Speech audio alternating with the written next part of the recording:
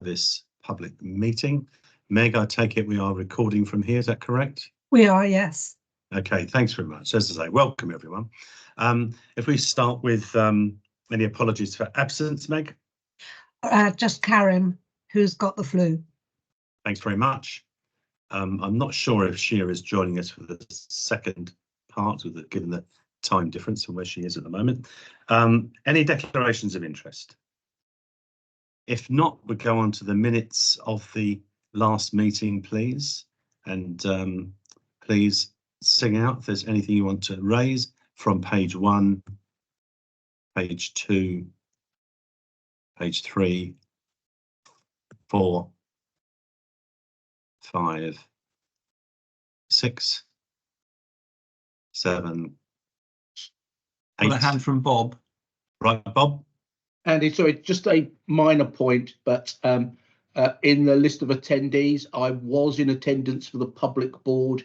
If you remember, I attended the public board and then had to leave, so I wasn't in attendance for the private board, and my name's omitting from the minutes. Right, well, thank you. Thank you. Page 9, page 10, 11, and 12. We'll agree that's a proper record of our last meeting. Okay, thanks very much. From the action log, we have nothing outstanding on the action log. If we can go on to our patient's story, please. Thank you. So today we're going to present some information about our community first responders. As everybody will be aware, the faster we get a response to a patient who is in cardiac arrest and are able to start basic life support and defibrillation, the better their outcome.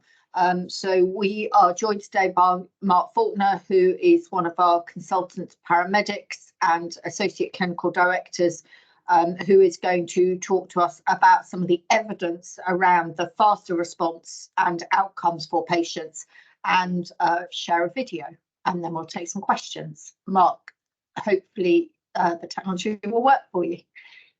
I've only tested it 42 times this morning, so I'm rather hoping it will work, but this will be the... So we're going to play a very short video about a case recently, and then we'll talk a little bit about some of the evidence for doing this. So let's see if this works.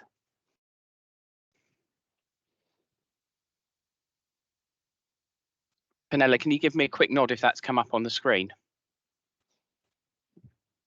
Is the patient breathing? No. They're not. Okay, right, sorry. So what actually happened? I'm trying to do CPR and he keeps Yeah. After Right. a few minutes, he keeps opening his mouth for a glass of air.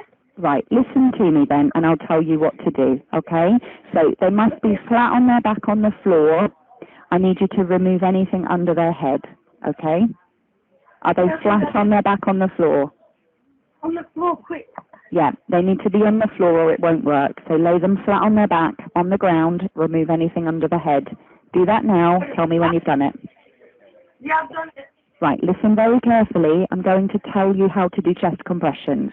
Place the heel of your hand on her breastbone. So that's the center of the chest, right between the nipples. Put your other hand on top of that hand. Now start pumping the chest hard and fast, at least twice per second and 2 inches deep. So start pumping the chest. Let the chest come all the way up between pumps, and we'll do this until help takes over. Okay, count out loud so I can count with you. 1, 2, 3, 4. 1, 2, 3, 4. 1, 2, 3, 4. Are you... 2, 3, 4. That's 1, it. Good. 3, 4. Good. 1. So keep doing the chest compressions. Don't give up. You keep doing that while we wait for the ambulance crew. They're on the way. 1, 2, 3, 4. Please come. You will be okay. Hi, my name is Olivia Christophidis, and not long ago, around March this year, I saved my stepdad's life. It was very traumatic. My mum was screaming down my name. When I did see what happened, I quickly stepped in to give CPR, and I called the ambulance at the same time as trying to help my mum. I'm very proud of what I did in terms of like the whole process, purely because of the fact that now it's as if nothing has ever happened before.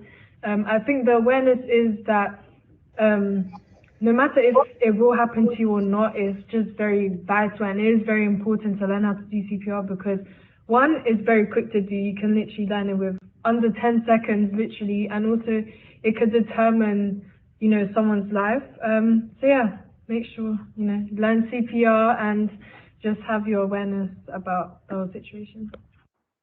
Let me ask you this. If someone collapsed in front of you, would you know what to do to help them? Well, tens of thousands of school children right across the capital are about to learn vital life-saving skills under a new scheme from the London Ambulance Service. 12 and 13-year-olds will be taught how to recognise the signs of a cardiac arrest, how to start CPR, and how to use a defibrillator. It comes as the Mayor also says all London underground and overground stations will get life-saving defibrillators. Ross Miklaszewicz can tell us more. That's it. Good. 3, 4. Good. So keep doing the chest compressions. Don't give up. This moment undoubtedly saved Geraldo's life.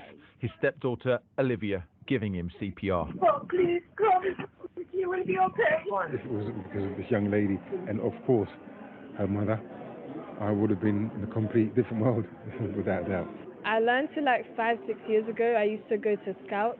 I never thought I had to use it, but now I do, and I'm happy I did. Yeah, so we're going to have a look in that airway. So it doesn't look like there's anything in that airway. In Streatham, pupils at the Bishop's Thomas Grant School are being taught the same. Ready? And 1, 2, 3, 4. Abby's leading today's session, which includes giving someone chest compressions. Apply pads to bare skin exactly as shown in the picture. She also demonstrates one of the school's defibrillators. Both can be used to keep someone alive in an emergency. It's useful and fun because I can save someone's life, but it is really tiring when you have to do the chest compressions. It's a very important skill in life that you will need because sometimes people can get into car accidents and drown. It's part of a plan by the ambulance service to train all Year 8 pupils across London. It's an ambitious goal, but one that's already working. There has been a child that has actually used those skills and saved the life of a person in a school. So yes, it's already worked in that respect, and it will definitely save lives going forward. And this morning saw hundreds more pupils get the training. What we're seeing here today at City Hall is the start of a programme that will see 90,000 Year 8 pupils trained in how to do CPR, but also to use a defibrillator. The ambulance service say more defibrillators are needed across London. Today the Mayor responded, announcing every tube and overground station now has one. What we know, unfortunately, is across our great city, every year on average, there's about 13,000 cardiac arrests. Unfortunately, only 1 out of 10 of those survive. We know having a defibrillator machine increases hugely the chances of survival. He's also been trained on how to use one. When I say it's foolproof, I mean it's city can't proof. That's how easy it is.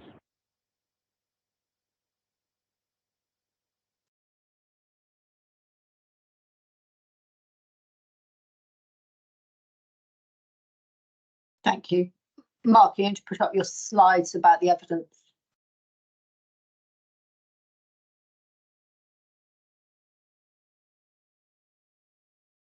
So hopefully those will come up any second now.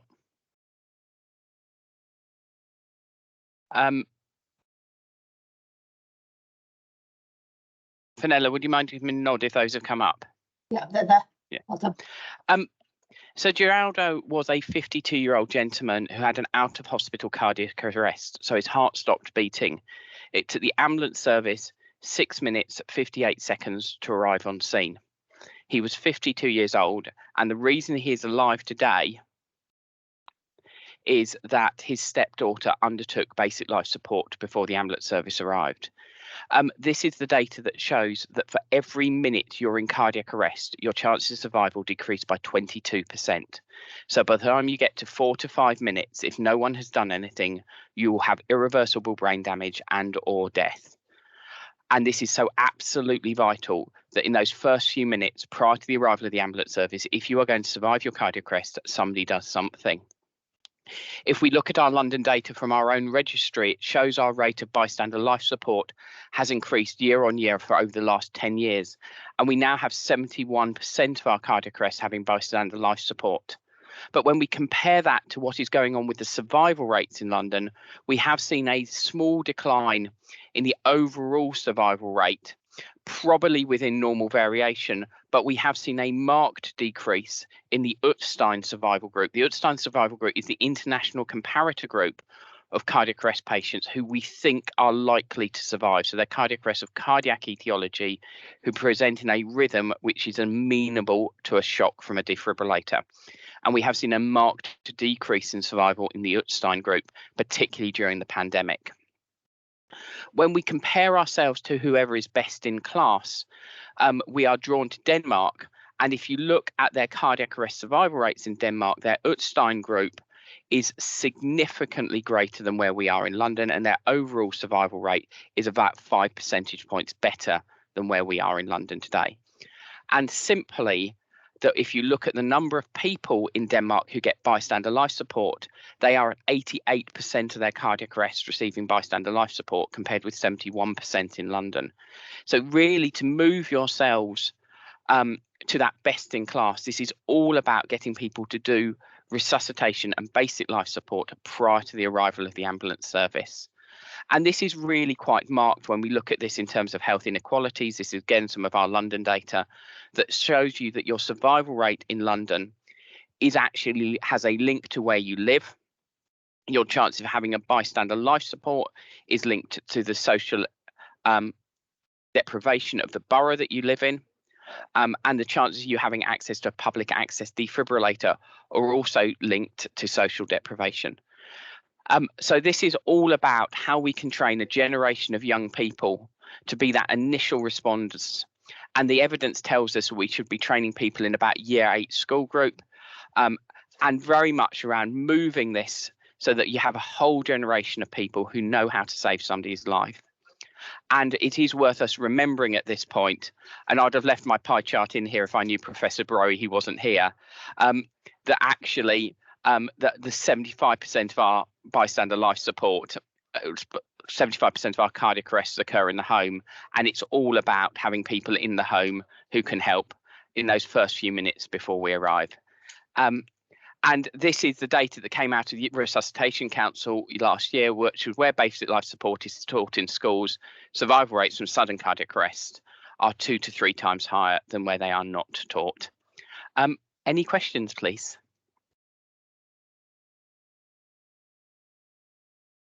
Thank you, Mark. So, Chair, just bringing that summary, we have, as part of our strategy, launched a very ambitious programme around ensuring that we have got an increased number of the London population and residents trained in basic life support and increased access and knowledge through the circuit about where the defibrillators are.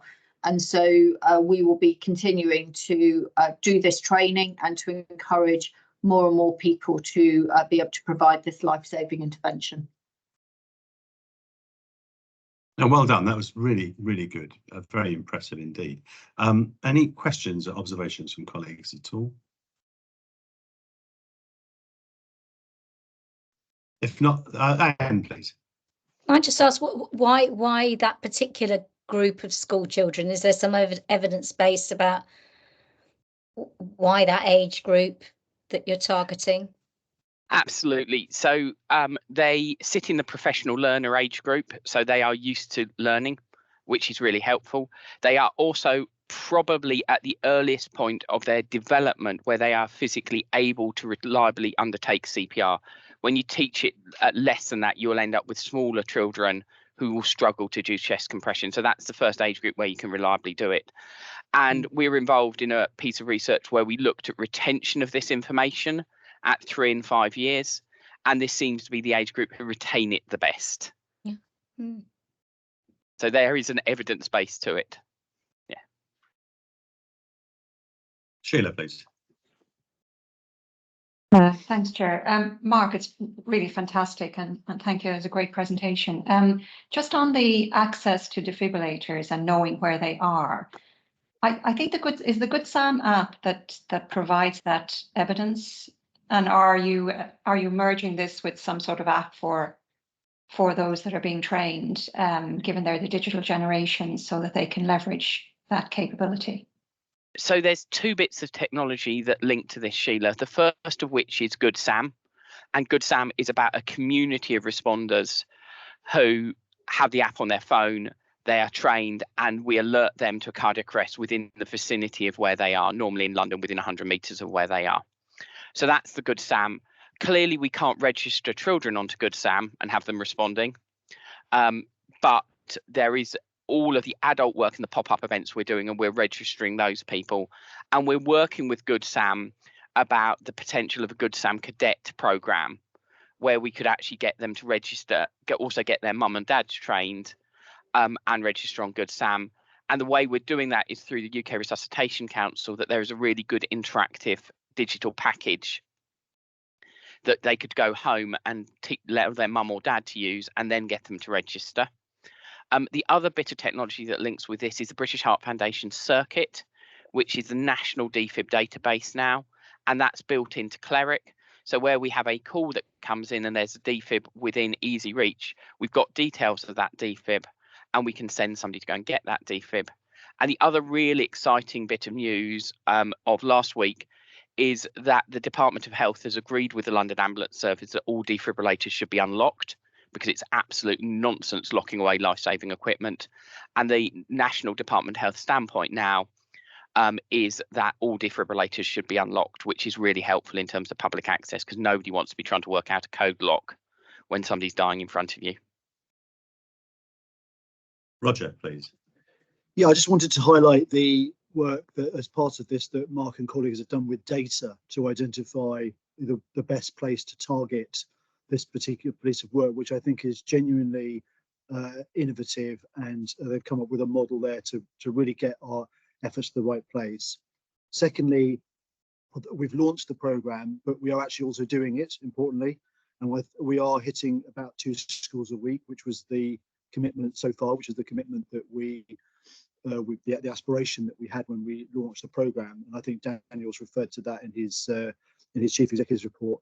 But I think the other aspects of this, in terms of really getting a big sort of social movement that really does move the dial on cardiac arrest survival, is that getting defibrillators out there where they are needed most. And Mark made the point about deprivation, so that is something London Ambulance will be focusing on. And then also getting the most out of our kind of volunteering effort, which is something we're beginning to look at now, so that we've got more people out there who can get defibrillators to the right place. I think that's going to be really important for us over the next couple of years. Thank you, Roger. Fenella. Thank you. So I think one of the other things that's really important to recognise is our community first responders. So we have a group of volunteers who have worked with us in collaboration with St John Ambulance for many years, providing a very fast response to their local community, whether that's in the area that they live in, or whether they've come to a specific area in London where we know we need some additional help. That's a local response, and we've got community first responders who work with different community groups as well to be able to provide that training. And if we look and think about the outcomes for patients where a public access defibrillator has been used, we'll touch on it in the quality report, but of the 6 activations or uses in December where somebody went and got a defibrillator and took it to the patient, 5 of those patients had their heart beating again by the time we arrived. Thank you, Fenella. Rumble, please. Thank you, Andy. I think a really good initiative, really supportive. And I noticed in the film, you've obviously got the support of the Mayor, Department of Health, you just mentioned as well. But I wondered whether you needed any more support and whether there was buy-in from the 5 integrated care systems, given the agendas they're pursuing, particularly around health inequality, and I thought your colour charts were actually quite informing. So, do you need any help, and can any of us on the board, who work in different parts of the system, support you? So I think the answer is we are engaging with the ICBs and ICSs. Anything that we can do to continue to raise the profile of it is really important. I absolutely think this touches right at the heart of the ICB strategies around health inequalities and particular cardiovascular health. And it's continuing to get that message out there that there is a real health inequality in cardiac arrest survival. And one of the ways to address this, according to the literature, is to be teaching the early generations who are in the communities where that inequality exists. Thank you. Very helpful. Thanks so much. Michael, could you introduce yourself, please? Yeah, my name's Mike Threadgold. I'm the lead for Community First Responders in London, so I manage all the Community First Responders right away across London, and I'm remarkably impressed with the work that's being done in the schools, and we're training up some of the CFRs to actually deliver that training as well, which is a great success and a good place to be, and to work with London Ambulance Service leading the volunteer Community First Responders through this development phase is a great piece of work that's being done. And I'd just like to say thank you to Mark for his support and for letters for their support as we go through the change. And thanks for that, and thank you, Michael, for the work that you do. Daniel, please. So I was about to say a big thank you to St John. So that was very timely that Michael went first. So I think what we're hearing is we have two strands about how we're going to massively increase bystander intervention in London. We've got train tens of thousands of school children, but also massively increase the number of community first responders, so that particularly for the arrests that don't happen in someone's home where there is a child, we have the ability to get someone who can do CPR really quickly. So I think those are our two big pieces of the jigsaw that we're working on, and our target for getting community first responders is huge. We need hundreds. So if London is listening, we'd love you to be a community first responder. We'd love you to be a London lifesaver. And when we're getting around the schools, I think we're just signing off a little release that says we'll have got to 6,000. We'll have trained 6,000 children by the end of March, which is 1,000 more than we targeted. So it's nice to do better than you thought on something that's really important. Well done, and thanks very much for everyone involved in this. This is a superb initiative. Okay, thanks very much. If there's nothing else on that, I shall move on to my report, which I'll be very brief. But I'd just like to start with thanking everybody, frontline and support staff, for their work over an extremely busy period. I always seem to say this every meeting, but we always seem to have real peaks of demand, particularly challenging over the Christmas and New Year period. And I thought our media strategy was excellent as well, getting messages out to the public on a whole range of issues to help to give advice to them, and also to reduce demand wherever appropriate. And also a big thanks to our IT department, I think, again, stepping in when we've had a number of crises in the usual very effective and efficient way. Again, another thanks, I think, on the recruitment, particularly to our operations centre. Very noticeable to see the seats filling up in there. That's really helped as far as our call answering is concerned. You'll hear from Daniel, we've had a number of visits from various people to LAS, and that's part of our strategy of bringing people in to see what we do, be they politicians or people from local communities as well, which I think is very important, that people start to see what we do and understand what we do. The financial challenge in 24-25, we'll hear about that later. I think this is going to be the same for everyone in the public sector across the NHS as well. But I think what we have shown at LAS is when we do get investment, be that in revenue or capital, we're good at turning it into some real positive change. And I think that's something that is a very commendable efforts from the executive about the way that we reinvest public money very, very carefully indeed. It kind of escaped anyone's notice a number of scandals of late, particularly the post office scandal, which I think has underlined yet again the role of boards in governance, making sure that things are done properly for proper inquiry. And I want to thank my colleagues for the work that you do across the committees as well as in board, working with the executive to ensure that we have a challenging but supportive board where we look into things and check and make sure that things are done properly. We can never relax, of course. I mean, there's always remain inquisitive, always remain curious, and always trust but verify to make sure that what we're hearing is correct, because without a doubt there's this won't be the last of these horrors to come from the public sector and the private sector from some time to come. So in that, I'd just like to thank everyone for their hard work, be they non-exec directors, the exec, the frontline and support services for the work that they're doing at the moment in an extremely challenging time. Any questions for me, please? If not, then I'll hand over to you, Daniel. Thank you. Thank you, Andy. So some highlights from my report. I think the first bit, it's still January, so Happy New Year.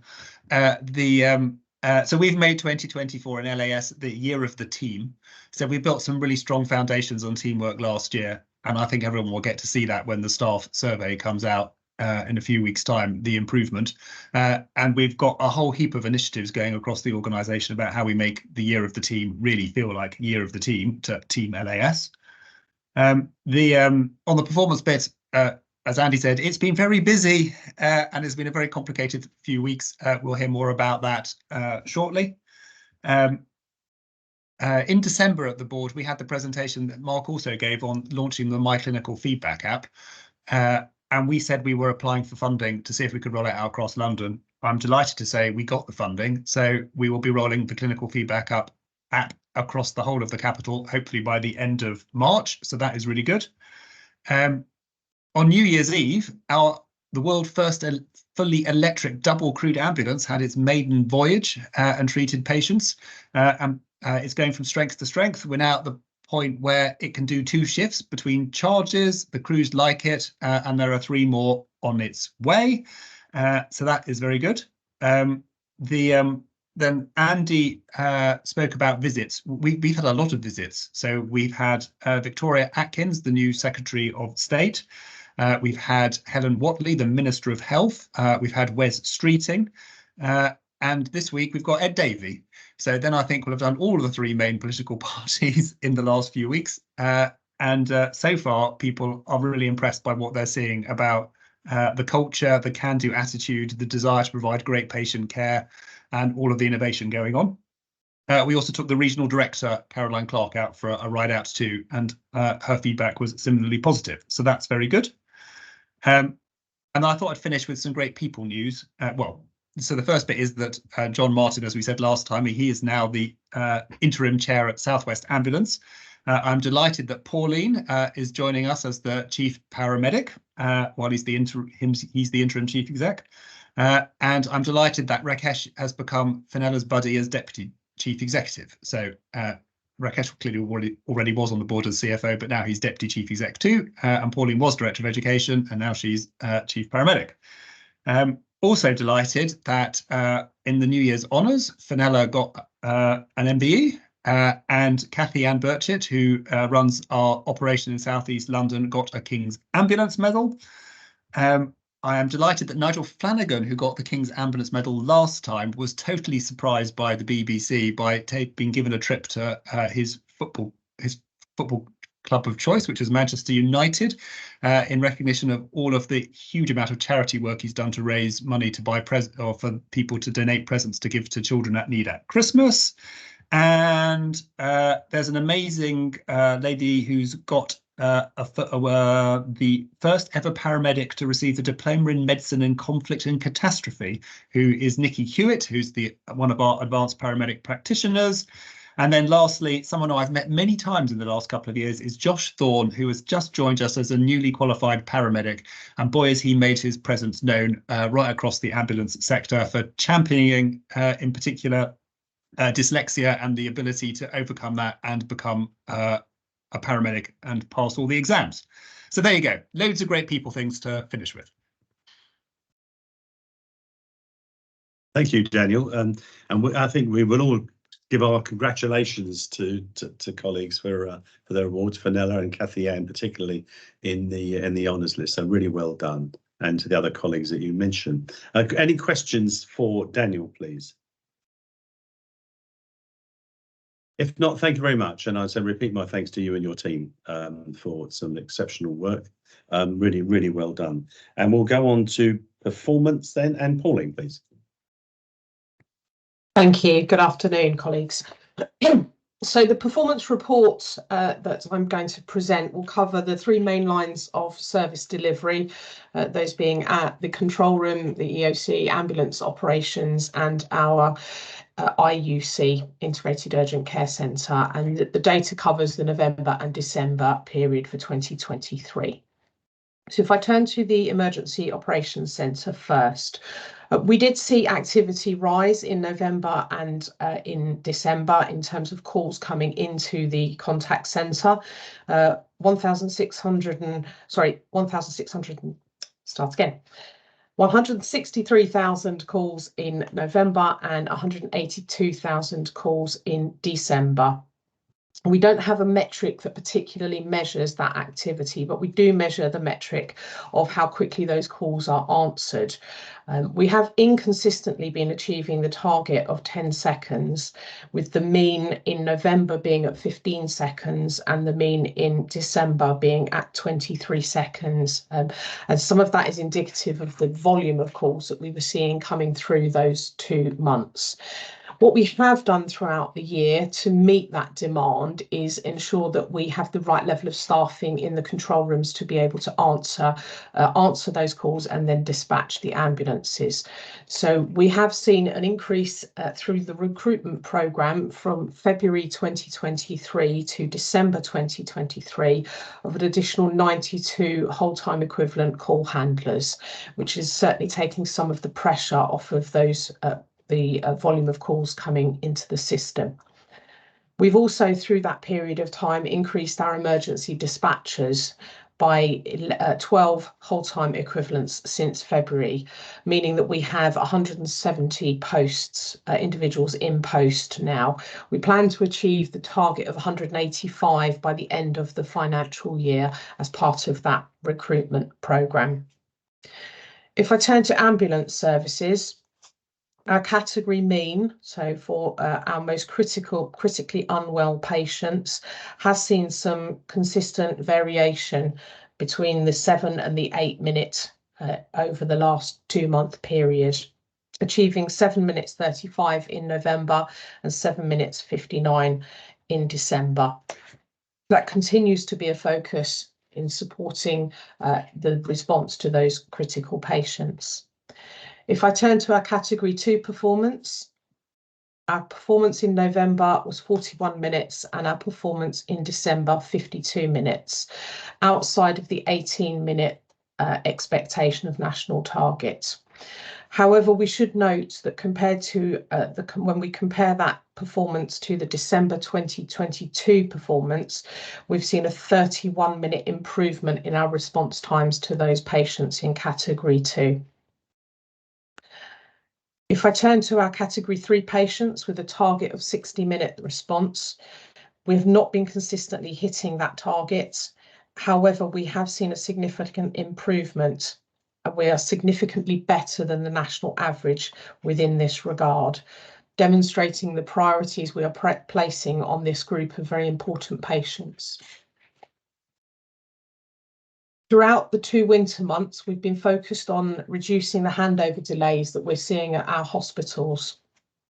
We've been actively delivering the 45-minute handover process and targeting additional resources throughout this period of time. We have seen some considerable improvement in the handover delays at a number of our hospitals, despite the demands that winter's given us. A substantial improvement on the same period for 2022. To demonstrate this, the hours lost in December 22 were over 17,000 resource ambulance hours. In December 2023, this was now 9,500 ambulance hours.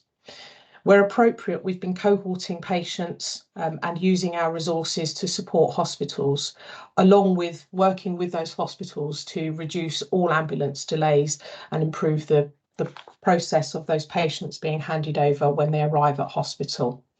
This, of course, allows us to have ambulances available for patients in the community. You will see in figure 8 the proportion of patients handed over at hospital that took over 30 minutes. And we have a number of outlying hospitals in the north of London where we have particular challenges and are working locally with those teams in the hospitals to address those unique challenges. Throughout the winter period, we established a winter delivery group which supported the operational delivery and governance as we saw demand increase throughout the winter months. This group focused on ensuring that patient safety and performance was reviewed on a daily basis and challenges identified quickly and solutions implemented for the benefit of the patients. We maximised the resources we had available and are now seeking to take the learning from those last 2 months into how we can make operational changes for normal operational delivery. We have a considerable focus on the see and treat of our patients. This is sometimes impacted when we are operating at high levels of the safety clinical plan, in that the patients that we are dispatching ambulances to often are those patients that require transfer to hospital. Within the emergency departments, our conveyance rates was 51% in November and 49% in December. Slightly outside of the national comparators. Within the national context of ambulance indicators, we were slightly outside in November and December for our Category 1 and Category 2 performance, but returned positive performance for our hear and treat within the control room and our see and treat. Now I'm going to hand over to Fenella to discuss the clinical hub and the emergency clinical assessment centre. Thank you, Pauline.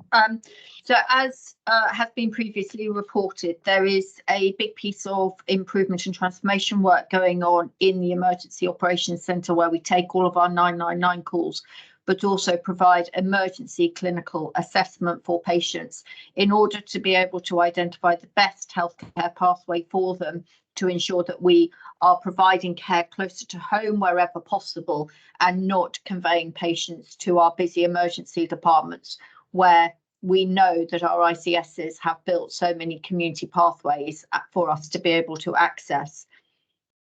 Our clinical hub have been undertaking a big piece of focus on hear and treat over the winter months and have seen an improvement from 14% up to 16%. This has been further improved with the introduction of a future dispatch model, which sees the co-location of our experienced clinicians with our expert dispatchers working together to identify those patients where alternative pathways may provide a better pathway for each individual patient.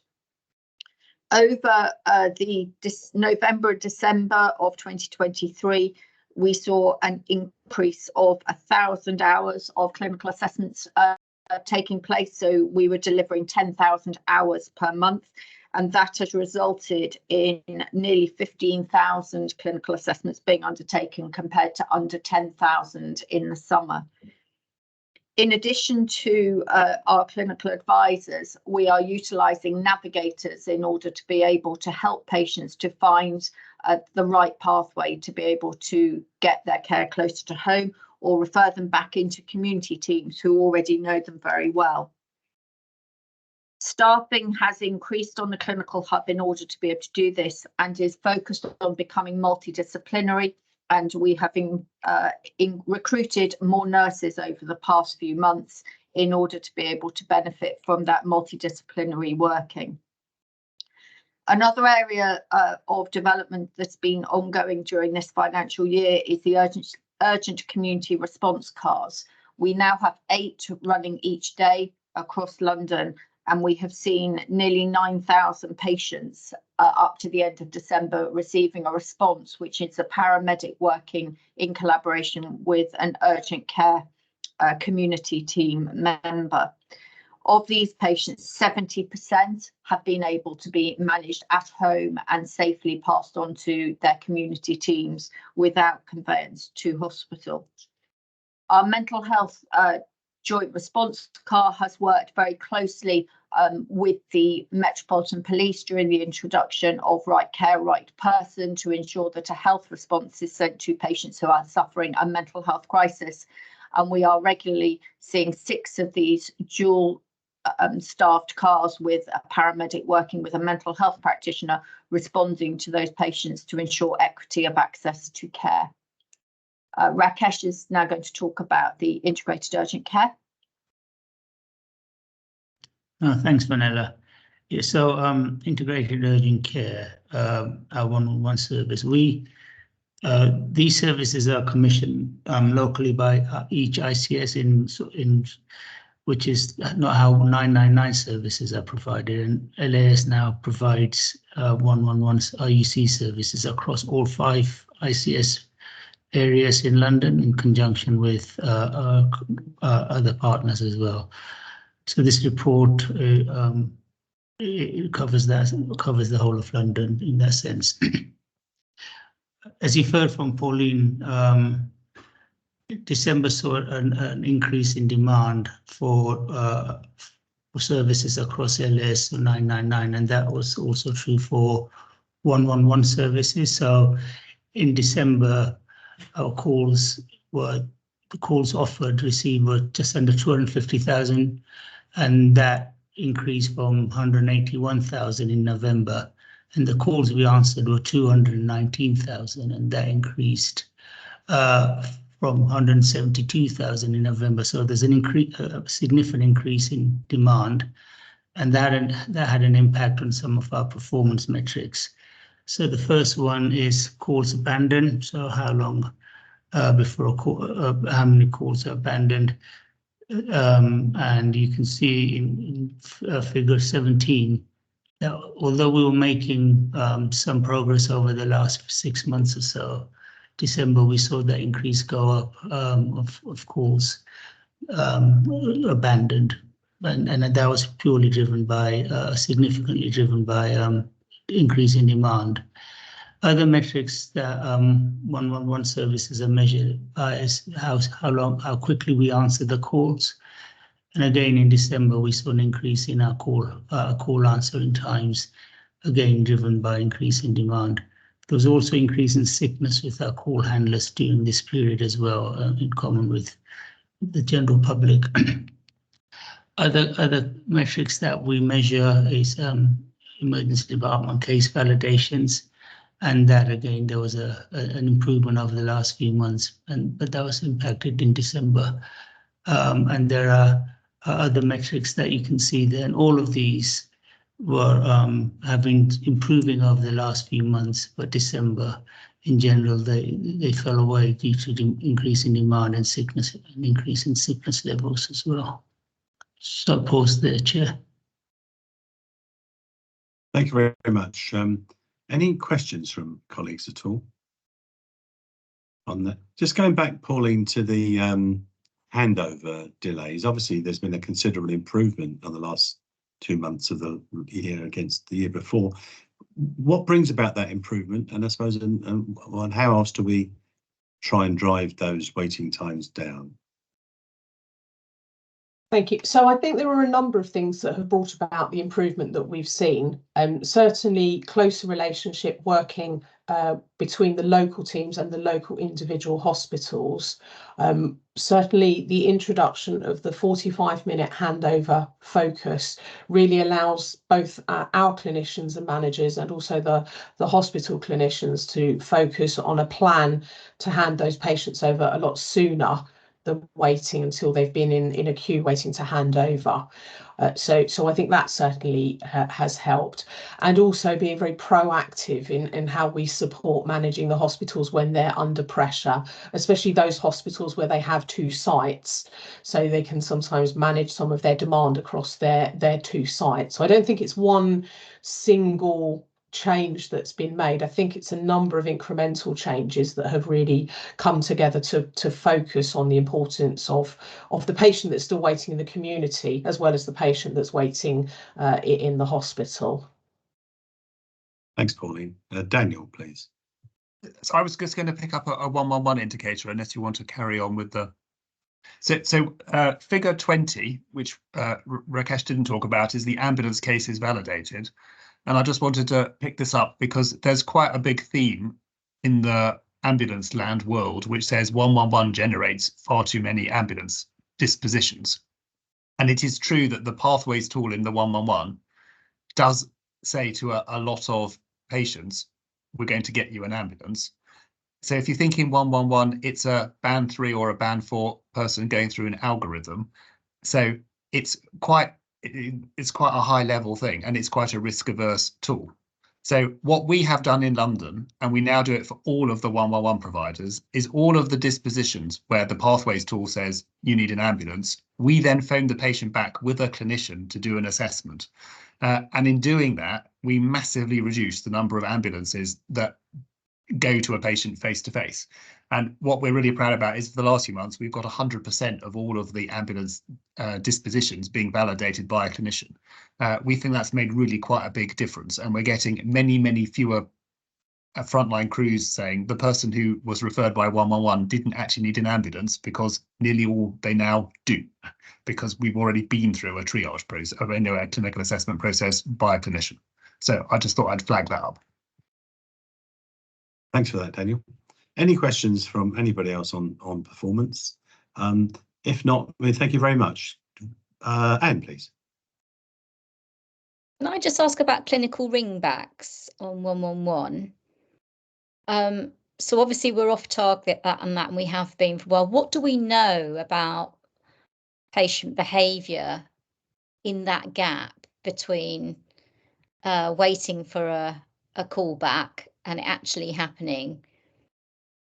Do we have any data that shows people get themselves off to, an urgent treatment centre or hospital? Do they sit there waiting for this callback? Would you like me to answer that, Rakesh?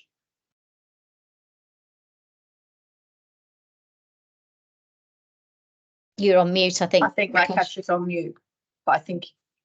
Yeah, sorry, my internet froze at the wrong time. I didn't hear all of Anne's questions. If you want to answer it. Yeah, of course. So what we know is that the patients who have chosen to ring 111 with an urgent care need are more likely to wait, because they've rung 111 wanting a resolution, normally by telephone. They're given advice about worsening and what to do if their condition changes whilst they're waiting for that call back. But we also use service advisors to make contact with them to ensure that they still want that call back from our doctor or from a practitioner when they're available. A lot of the patients are calling for on-day urgent problems as opposed to emergency problems, and the patients are very good at understanding which route to call. Where there is a deterioration, then that call is re-triaged as they come back in, or if there's the patient rings with a concern, not necessarily deteriorated, and then they are put through to be assessed or put through for an ambulance dispatch without further assessment if needed.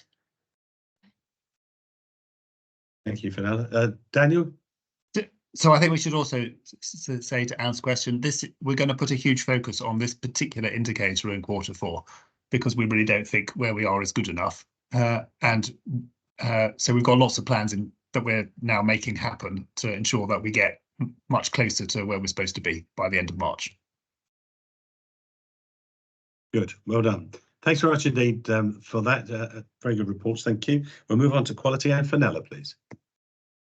Thank you. So in the quality report, I'm going to cover the three CQC domains of safe, effective and caring, and it links through to the overarching quality report slide deck, which has been shared. So under safe, this is around incidents that are reported onto our DATEX system, and the categorization from no harm through to, at the point of reporting, a report of death for a patient.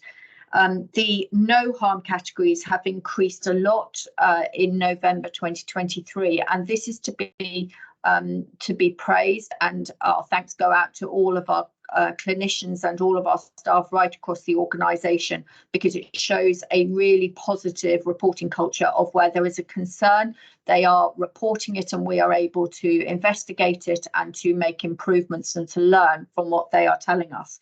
Without a doubt, teams-based working and that ability to be able to talk about concerns that our clinicians have on the front line has developed that reporting culture so that we can understand how we can make things better for our clinicians. The main one is around clinical and medical equipment, and this is something that we've talked about at the Quality Assurance Committee, and Mark will cover in his report. But in my report, we have just highlighted the enormous amount of work which has been going on through the Fixing the Basics Quality Improvement Programme, which has been being led by Rakesh's team, supported by our Quality Improvement Director, Jackie Lindridge. And this has been about understanding what the problem is with medical equipment, how to make sure that we have got the right equipment in the right place.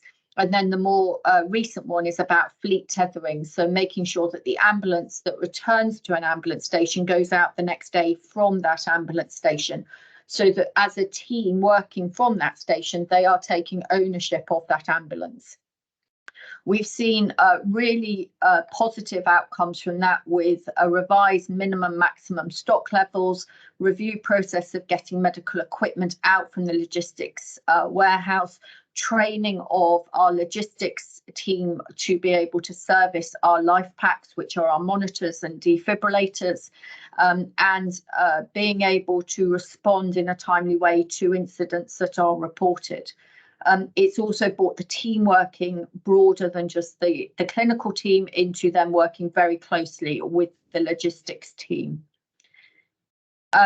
In the 111 and IUC, the top three incident categories have been communication, care and consent, call handling, and sadly violence and aggression towards our clinicians. And so a lot of support has been going in about how to manage patients who are very anxious when they're calling and can become aggressive towards our call handlers, which then prevents a positive consultation taking place, because there's a lot of reassurance needing to happen. So there's and they're very distressing for both parties. So there's a lot of work been going on through the wellbeing team to be able, and management team, to be able to support them. Our Learning from Deaths report data from November 2023 is an important part of us learning about how the care that we provide and how we can continue to improve it. What is important to recognise is that when a report of an incident is first reported, it is reported by the individual who witnessed it and is reported at a category. It is then subsequently investigated thoroughly, and the closing category is very often different to the first reporting category. And that's important when we're looking at the numbers. So what we know during November was that initially 25 were reported as death. After full investigation using the patient safety investigation framework, 14 of those were identified as death, of which 9 were reported as being delays to be able to dispatch.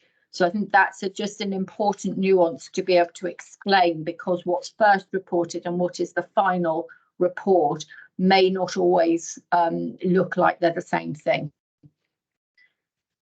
Infection prevention control continues to be a focus at the moment, particularly during the winter months when we know that viral illnesses are around. Our hand hygiene compliance remains very good, and our compliance with premises cleaning is above our 90%. We've made significant progress on our safeguarding training, and the one area where we had fallen a little bit below in the 999 operations and 111 both have improvement plans and trajectories to get them back on track. The slight fall off in their compliance is indicative of the pressure they've been working under over the winter months. In the second section where we talk about effectiveness, I have covered off the clinical performance indicators. These are a clinical audit and research unit who produce clinical performance indicators which are shared with the individuals to indicate the standard of care and documentation that they are providing. And the teams-based working has seen a big opportunity to be able to provide face-to-face feedback to our clinicians. If we correlate that with the My Clinical Feedback app, both of those will enhance the ability to be able to provide better care for patients as clinicians understand their patient groups and their outcomes better. I would just like to draw out that 8 group stations achieved 100% in feedback and completion of their clinical performance indicators, which over the winter months I think is again indicative of the teams-based working, embedding and the benefits that that's bringing. The ambulance quality indicators have been reported nationally, but as the board will be aware, we look at ours on a monthly basis, and we have continued to be able to focus, as Pauline has said, on getting ambulance resources to our sickest patients most quickly. So our heart attack patients, even during the times where we were seeing our category 2 at a slightly prolonged time, were receiving a response quicker than the mean for that. So they were seeing a response in 40 minutes. And our cardiac arrest, we saw 29% get return of spontaneous circulation. We have talked in the patient story about the advantage of public access defibrillators, and in both November and December, I think the numbers speak for themselves around the advantage of being able to get that early defibrillation. Our call handling quality assurance, we have just submitted our data for the Accredited Centre of Excellence and await the outcome. This is something which is afforded to services whereby we are using the triage tool in a way that is compliant. Under caring, the health inequalities work has progressed significantly since the last Trust Board meeting, and we have seen the development of 2 work groups, one around pregnant women and new mothers of BAME background, and the other about sickle cell patients. We have talked previously as a board around the importance of both of these group of patients, but in particular sickle cell patients, where a large proportion of the country's sickle cell patients are resident in London, and therefore it is absolutely a focus for us to get the care right and to lead the way in the care that we are giving to sickle cell patients who require assistance from the ambulance service. Our mental health care, we have recruited 16 mental health specialists to be able to be providing hear and treat assessments, as well as supporting the 6 mental health joint response cars. And we continue to work very closely with the Metropolitan Police as we embed right care, right person, and make preparations for stage 2, which will happen in Q1 of the next financial year.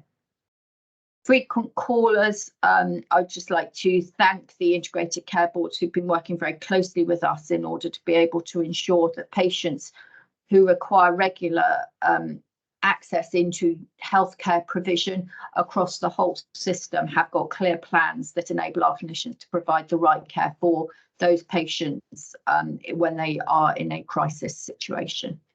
Happy to take any questions. Thanks very much, Fenella. Any questions for Fenella at all?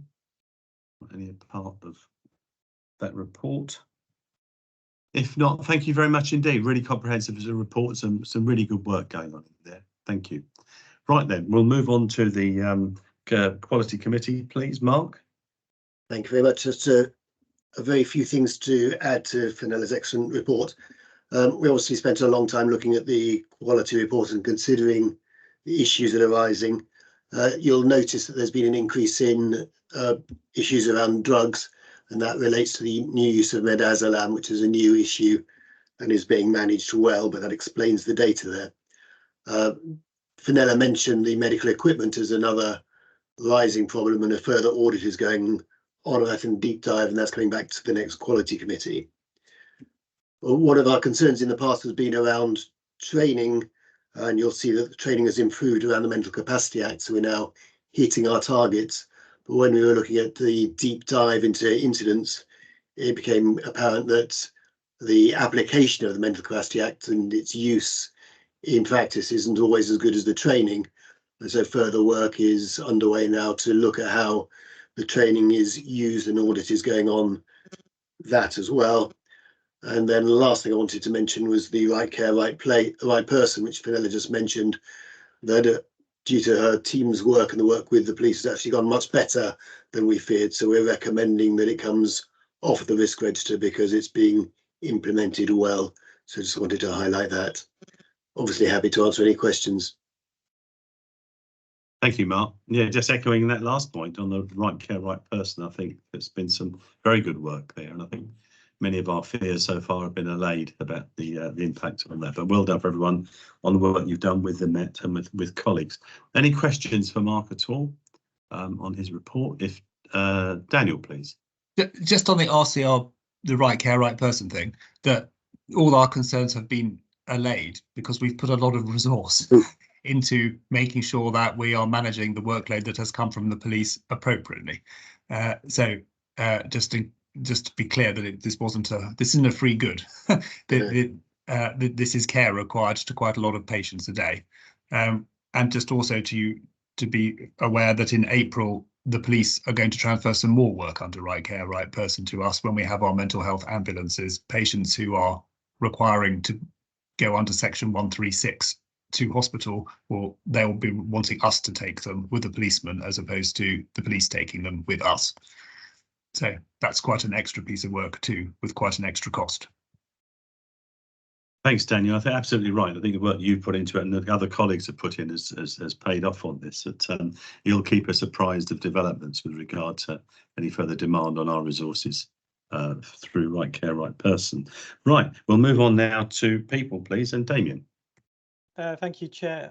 I will take my report as read, and I will flag the key issues or highlights, I should say. So in terms of employer of choice, we are doing very well in terms of our workforce plan. We will meet our targets, and our pipeline is looking extremely positive. We have 550 candidates in our conditional offer stage. 400 of those are frontline and 150 are call handlers. On that notion, we're now starting to look at 24-25 workforce plan.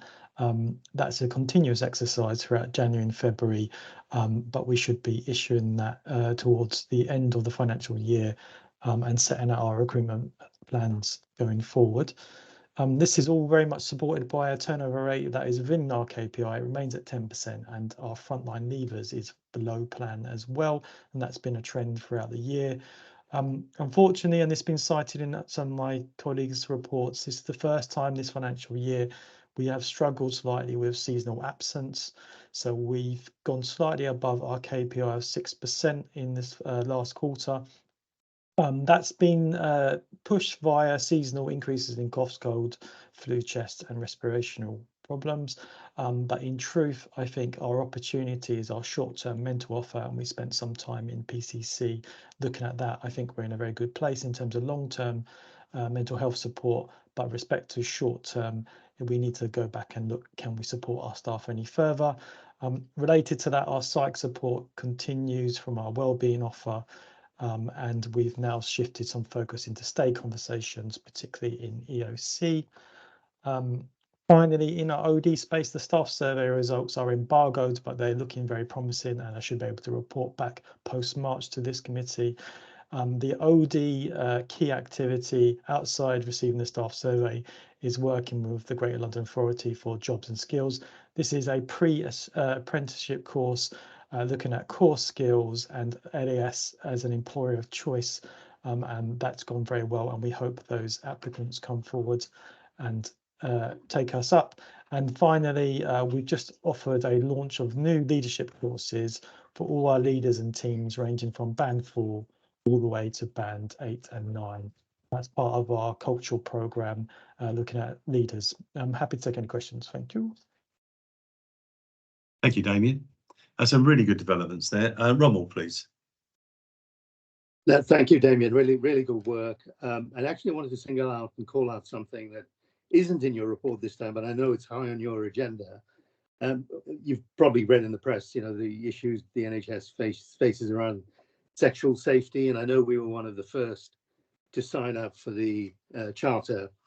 And I just wanted to call out something that I'm seeing. We're actually having a discussion on one of my other boards in our public session tomorrow on sexual safety, where LAS are actually being called out as best practice in London. So really well done. And I just want to make sure you were recognised for that.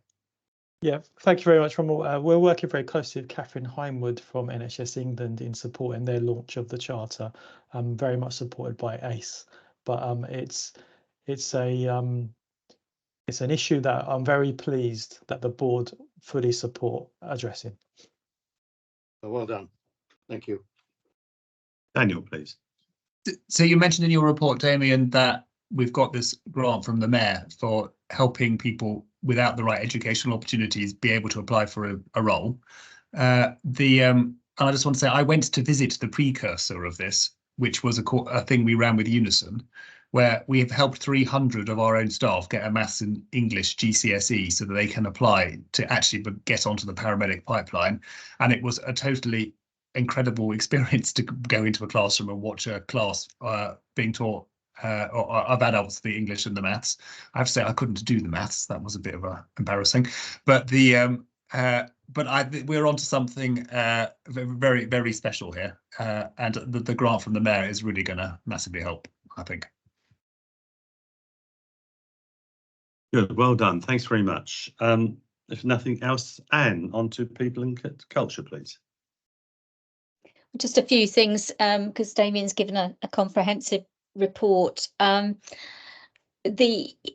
talked about the very positive progress on recruitment and retention, and the committee spent quite a bit of time thinking about that and the plan for the coming year, and in particular with a focus on international recruitment. That has been a strong feature of the overall people strategy for LAS, but members will recall there is a desire to reduce our overall reliance on international recruitment, and a number of things that people have mentioned in this meeting are now starting to come fruition, where it's starting to be clear that that will be the result over the medium term. As Damien says, we've seen an uptick in sickness absence, and colleagues will have seen from my report that we talked again about vaccination. Vaccination rates, both for flu and for COVID, remain much lower than previous years. So flu is 43% and COVID is just 15%. We're not going to do anything to change that much now, but we can see that starting to play through in terms of sickness absence. And the committee discussed future approaches, and certainly the recommendation from the Chief Medical Officer was that these things should be considered for the Green Book, and I'm sure Vanessa will be raising that in the appropriate forum. Again, staff surveys embargoed. We have had a brief preview at the committee, and I think we were delighted to see that the progress that the service has made, and would want to say here publicly to commend the executive on the progress that they have made. Truly significant. And in that context, people will see from my report that we decided on the basis of that the culture risk that was in the risk register, we have reduced that down from 16 to 12. So I'll just pause there to see whether there's any questions before I go on to EDI. Cromwell, is that a legacy hand? I'm quite sure. Oh, I'm sorry. Okay. That's all right. That's okay. Fenella, then, please. Thank you. I just wanted to provide some assurance that we're doing due diligence around our measles preparation in light of the news. So our occupational health lead is very focused on supporting anyone who during childhood may have missed out on their measles vaccinations to ensure that they are vaccinated, and we are offering it to colleagues who may not have had the opportunity previously to have been vaccinated. Thank you, Fenella. If there are no more questions on that committee, if we move on to equality, diversity and inclusion, please. Yes, thank you. So the substantive item for this meeting was a piece of work that had been commissioned and undertaken by a company called Sea Change that were brought in to effectively do a walk through our recruitment processes from the point at which, you know, somebody may be thinking about a future career. So what's their awareness of LAS, to first making contact with us, to turning up, accessing our website, to going to a recruitment fair, to applying to us, shortlisting, the recruitment processes. And in this context, there was a segment approach used to look at this, looking at APP recruitment. And you will have seen from my report, there are a whole range of things that were highlighted as part of this work. So first of all, in terms of our website and how it is perceived and how intuitive it is for people to use and how easy it is for people to use.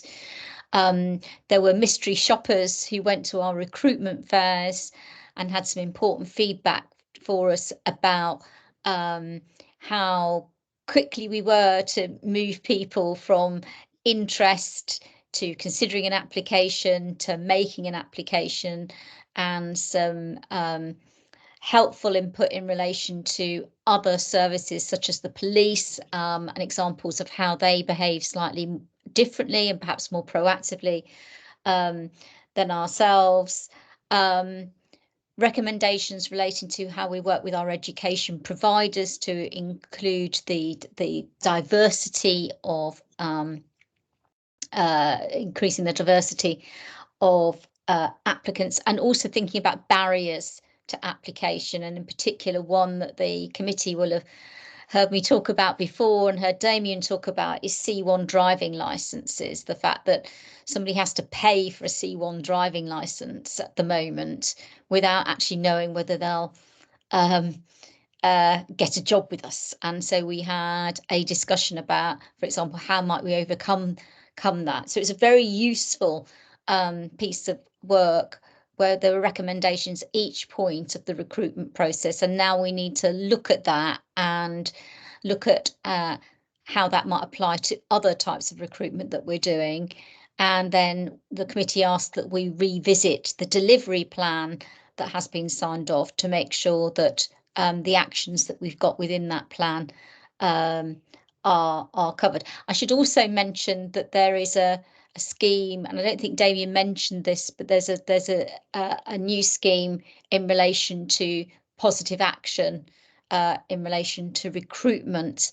The APP people have seen that in the papers, targeting initially 20 people from a BME background to come forward. I should say that isn't exclusively for people from BAME, but we're trying to ensure that at least 20 people from a BAME background come forward as part of that scheme.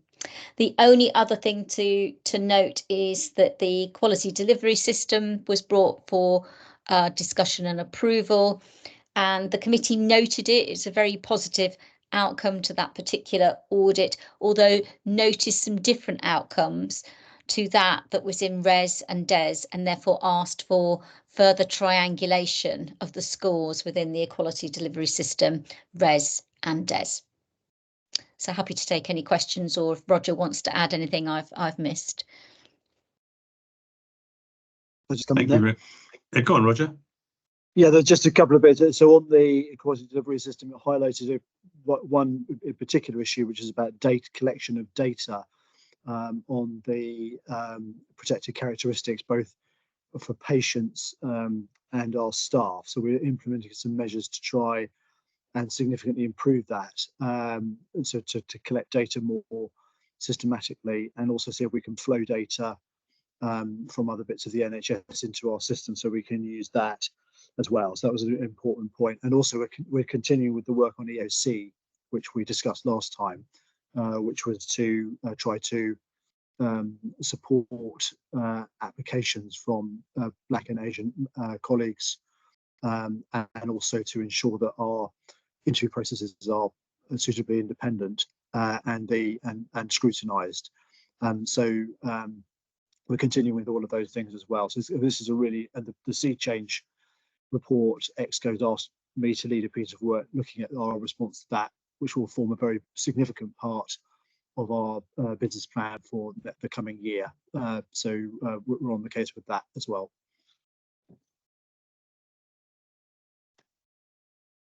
Thank you, Roger. Any further questions for Roger or Anne? If not, thanks very much. Again, a lot of good work going on there. We'll move on to finance, please, and Rakesh. Thanks, Chair. So the first part of my report covers the financial position at the end of the first 3 quarters, so the end of December. So at that point in our income and expenditure plan, we were £1.4 million ahead of plan. So we posted a £2.6 million surplus.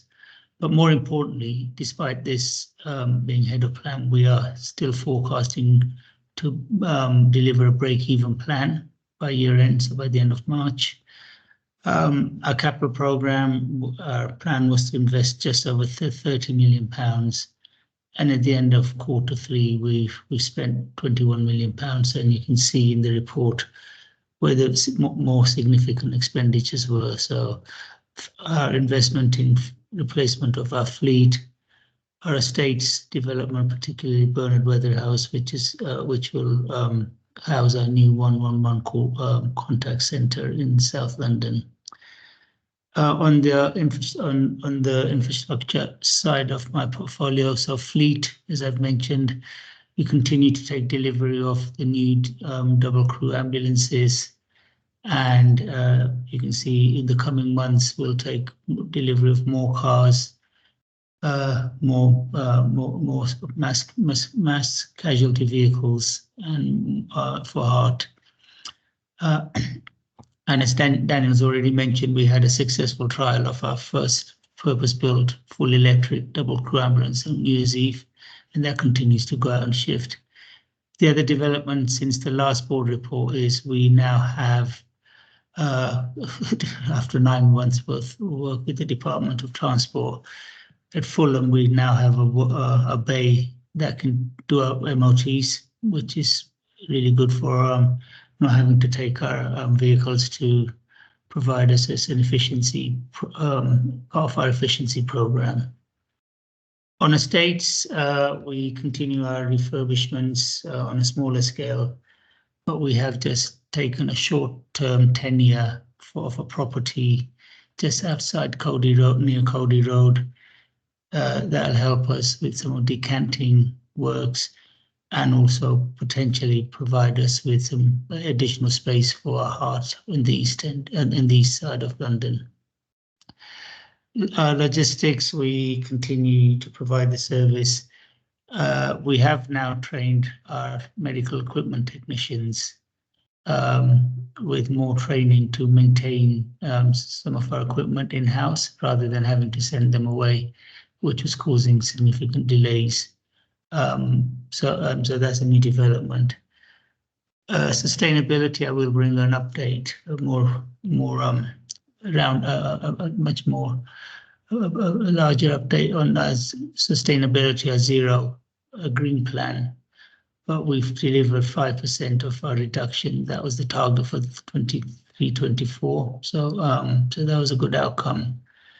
And in the make ready, Fenella has already referred to us tethering fleet, having fixed fleet for assigned to ambulance stations and sectors. So that continues apace, and we're just moving to the fourth sector, and some of the KPIs and things like vehicle availabilities, reduction in out of service, has shown marked and sustained improvements. So I'll just pause there, Andy, for questions. Thanks, Rakesh. Any questions for Rakesh on his report, please? If not, Daniel, please. I was just going to say, on this tethered fleet, or the giving each group their own ambulances and say these belong to you, it's a remarkably simple thing to say. This is like unpicking years and years and years of LAS working practices where everything was controlled from Waterloo, and getting the whole team to actually think, look, let's devolve this to the group and trust each of the groups to look after their own vehicles and schedule the right staff for the right vehicles has been a massive learning opportunity. And we've overcome a lot of hurdles, but the benefit is just massive. So well, I don't think I know it sounds really simple and obvious, but we shouldn't underestimate this. This is like a fixing the basic that's been a long time coming, and were definitely worthy. Thanks, Daniel. Sheila, please. Just to add, just to say, I'm obviously a member of the Finance and Investment Committee, and just to underline what Rakesh said about the Green Plan, we received a really comprehensive update on the ambition around driving towards net zero, and it's fantastic to see the baseline that's been done by the team and the great work that they've done to get us to meeting our target for this year. And I know they've got really great ambition for next year. So I just wanted to underline that a bit, because it's a really impressive piece of work, in my opinion, and it's really driving us forward in the right direction. And the interventions the team is making, I think, are really, really great. Yeah, thanks, Sheila. And no other further questions? Bob, have you got anything to add at all? Yes, please, Andy, and apologies to colleagues for not having a written report from FIC. It was at the end of last week, and while others gave me some notes, I'm afraid I didn't have the time to turn it into something that was grammatically correct and accurate. So I think just two or three things. Firstly, on behalf of the committee, I think we can give the board assurance as to both the actual position and forecast positions for the achievement of the revenue plan for 3-4, achievement of the capital plan for 3-4, and the improvement in cost improvement delivery in 3-4. And the implication of that is that we felt that we could reduce BAF risk in these areas, and I guess that gets reported later on in our board agenda today, and I think that's a positive thing.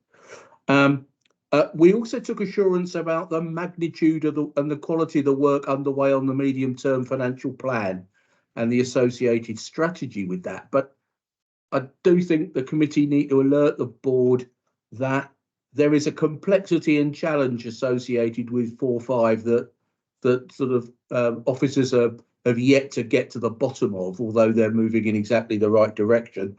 And that will have implications for both the medium term, but it will also have implications for the speed with which we're able to implement aspects of our strategy.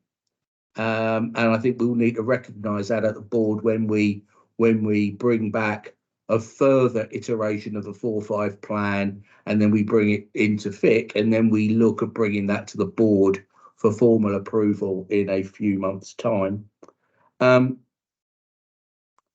we received and discussed terms of reference for a short review of the cost base and performance associated with LAS operations. I mean, it struck us this was a very important piece of work, both to inform the medium-term planning piece, but also to inform our conversations with commissioners and stakeholders. And again, FIC will receive that back, but I'm absolutely sure that the main outcomes of that will come back into board discussion later on and will inform a number of conversations and discussions.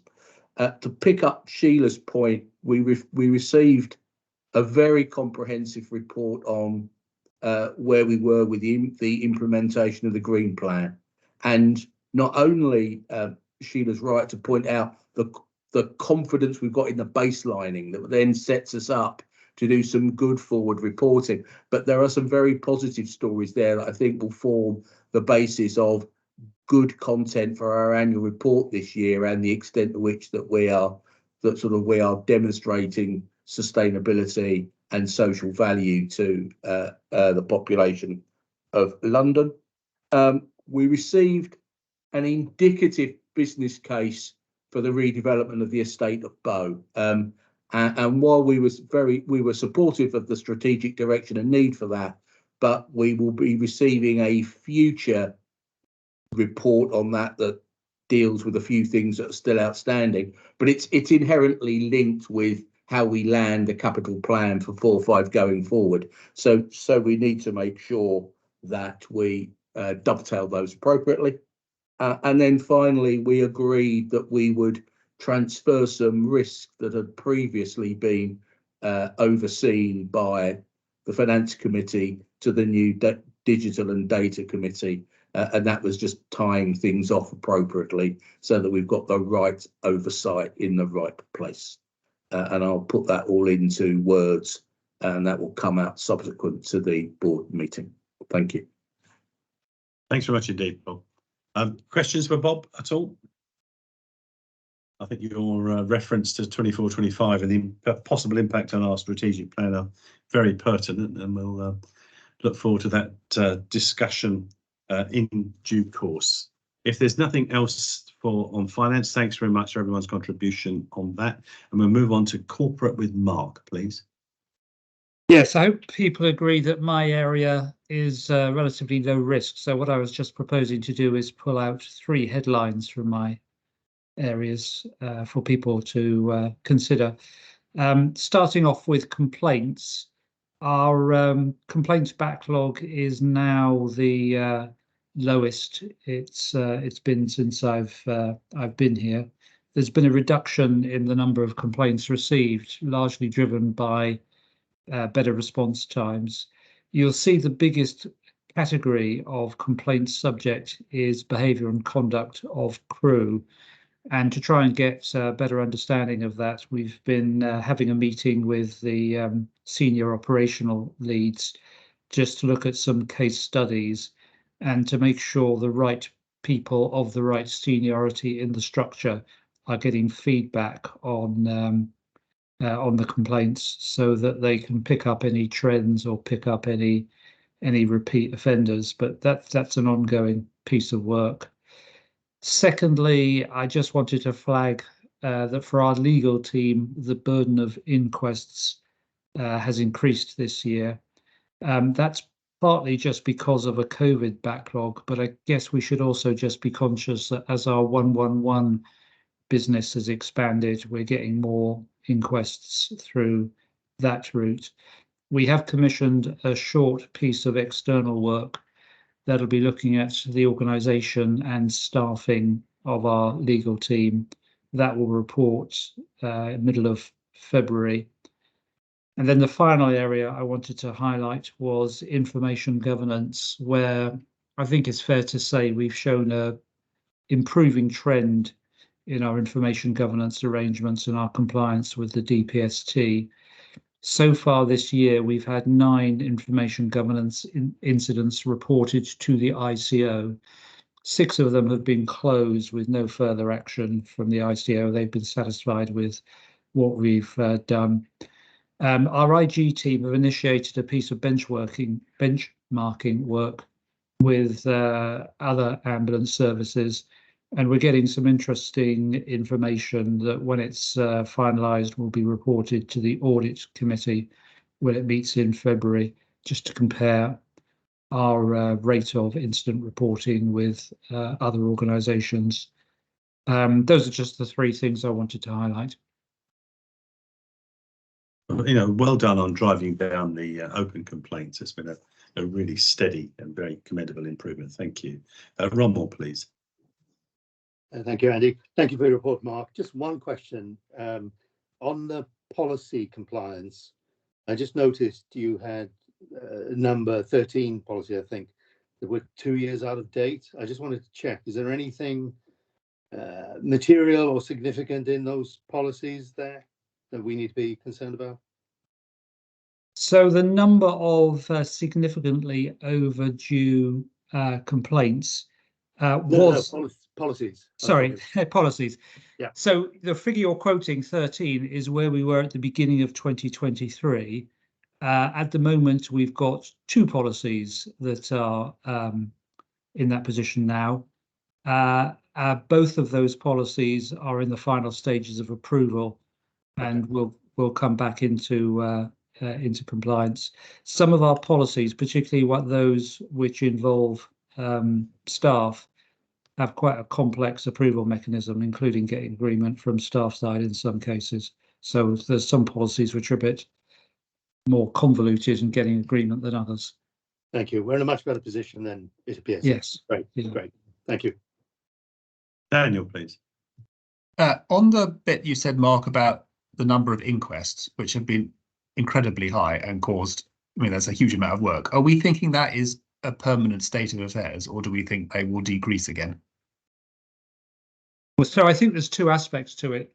The London Ambulance Service is getting to be a bigger organisation that provides more services and receives more and more phone calls. So I think it's just in part a natural consequence of the fact the London Ambulance Service is growing. I think what may return to a baseline, there was a big backlog because of COVID, which presumably at some point will return to a normal run rate. So there's 2 answers to that question.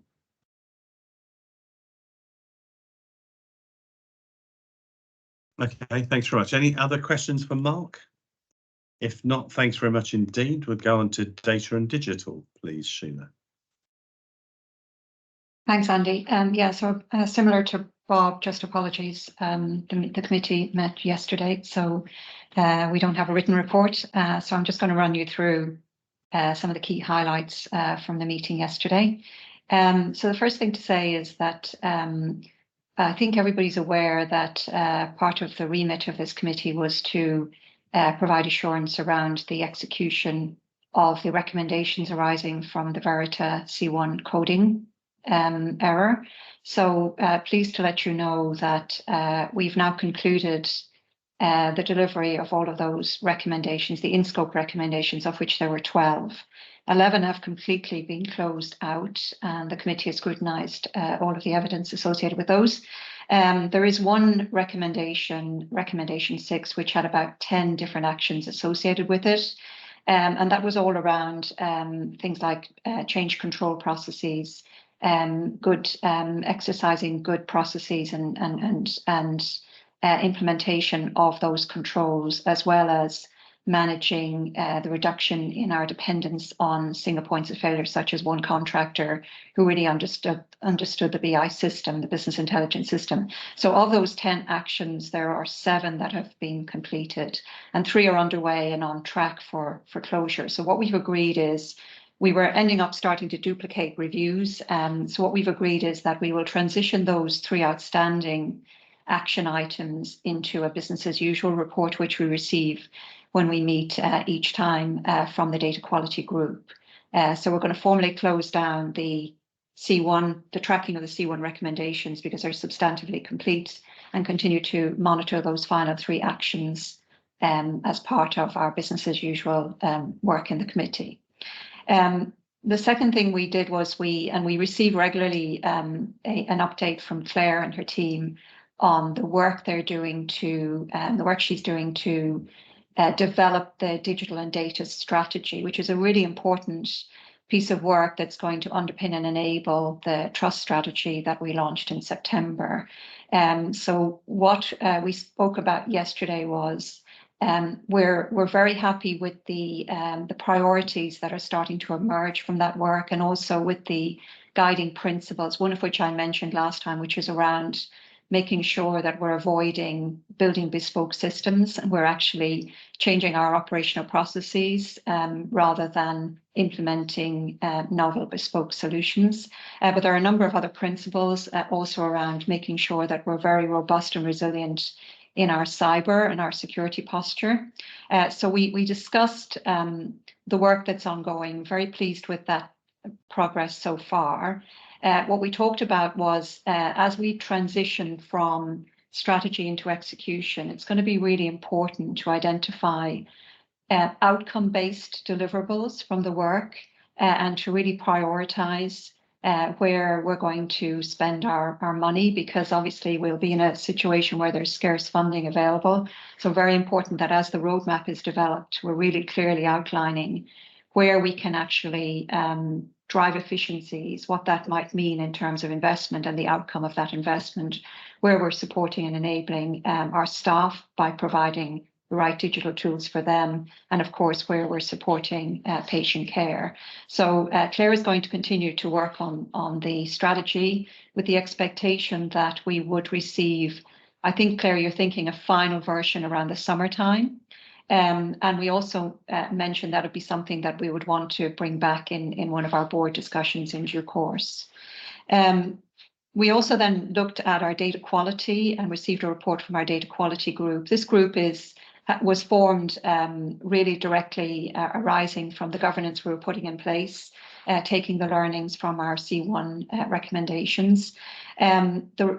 The group has been doing quite a heavy lift because they've gone back through a backlog of quite a lot of internal and external data quality and data integrity reviews that have taken place over a number of years, many of which the actions have not been fully discharged. So what they've been doing is bringing all of those action items together, looking at what's still relevant and appropriate, and driving those to completion. And they've been doing that across the trust, working with all of the different groups. So that's been really encouraging to see that work progressing forward and getting that backlog cleared.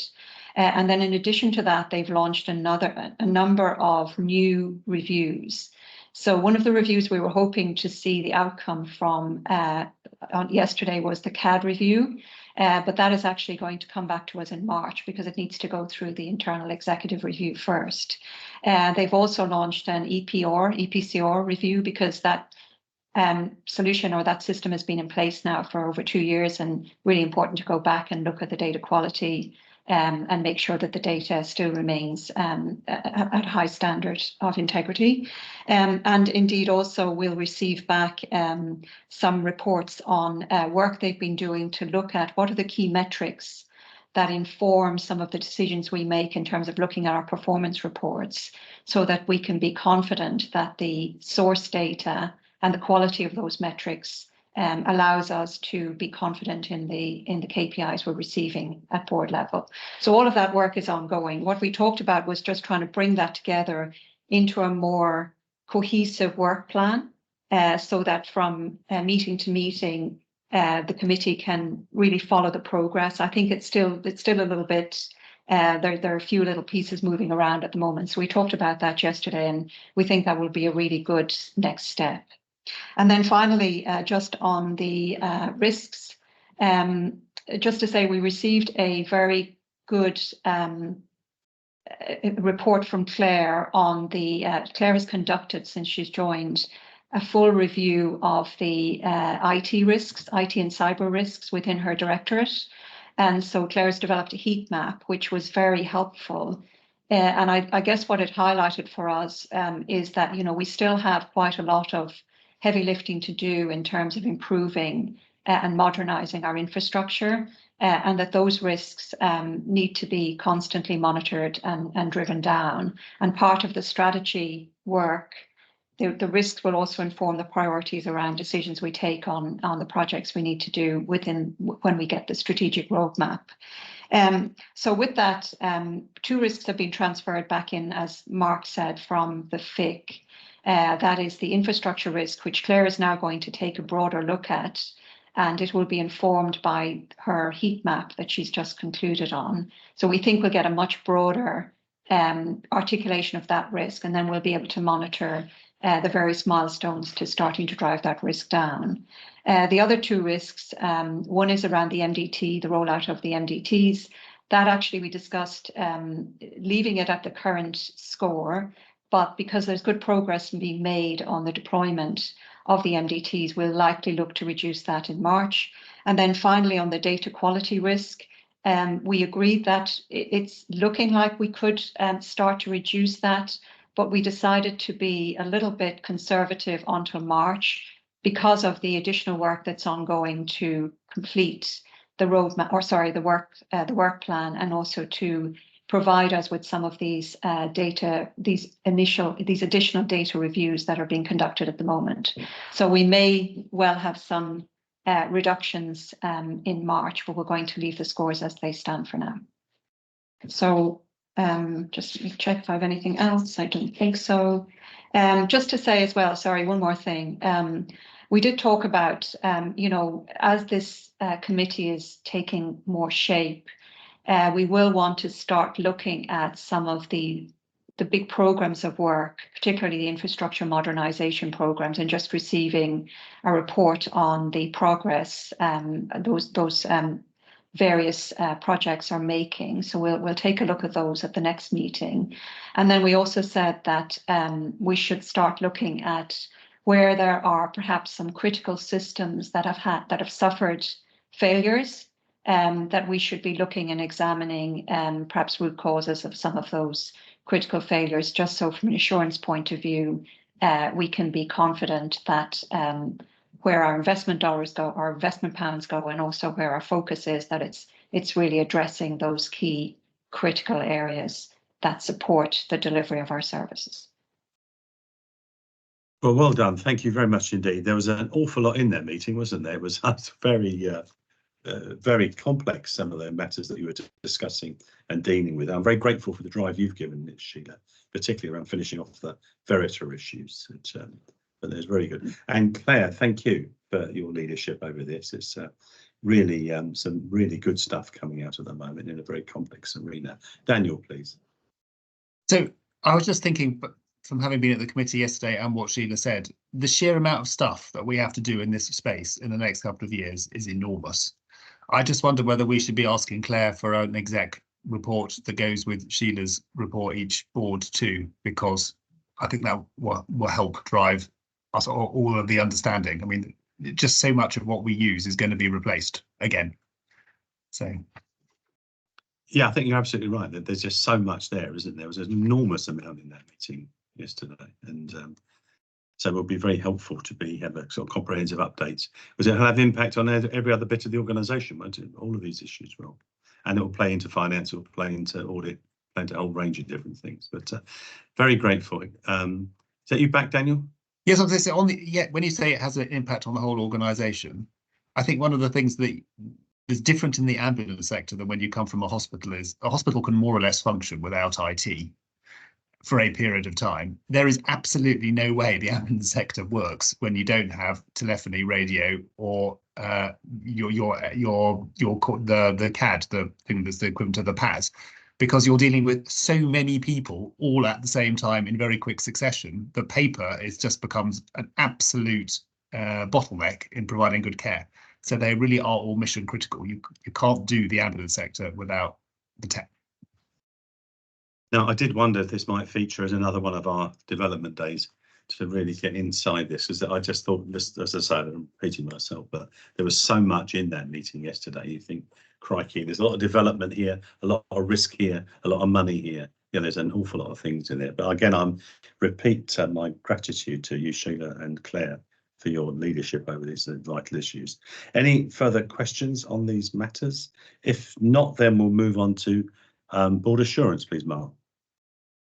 Yes, so we've made reasonably good progress in reducing the risks during the course of the year. So we started with a BAF at the beginning of the year, which had a number of quite highly scored risks. And credit to our board committees that have systematically worked through them. And during the course of the year, the vast majority of our risks have come down, in some cases quite significantly. So in the cover paper, I list those risks which have changed with the last round of committee meetings.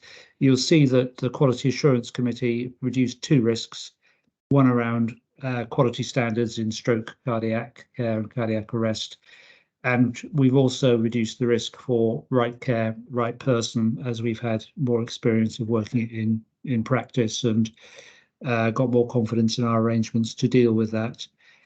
People and culture have reduced the risk around improving the culture, and FIC have done a lot of work in reducing risk, including the risks which have now been handed over to the Digital and Data Committee. So very good work on mobile data terminals, fixing the basics. I think there's more confidence about this year's financial plan and this year's capital plan, which was originally one of our highest risk scores. And our environmental targets has been reduced all the way down to a score of 8.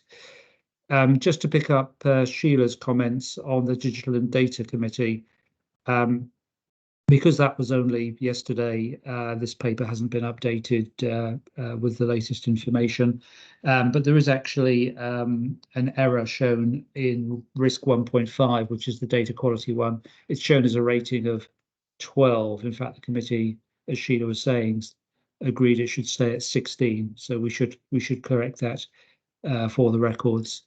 And I will work with Claire on risk 2.6, which is around redescribing our risk around digital infrastructure to make it a bit more comprehensive than just the way it's expressed there. But overall, I think we've done a good job in mitigating the risks during the course of the year. Thank you, Mark. Yeah, it is some good work here. Thanks to all of the committees for their focus on these matters. And thank you, Mark, for bringing it together in such a focused way. Any questions at all on this?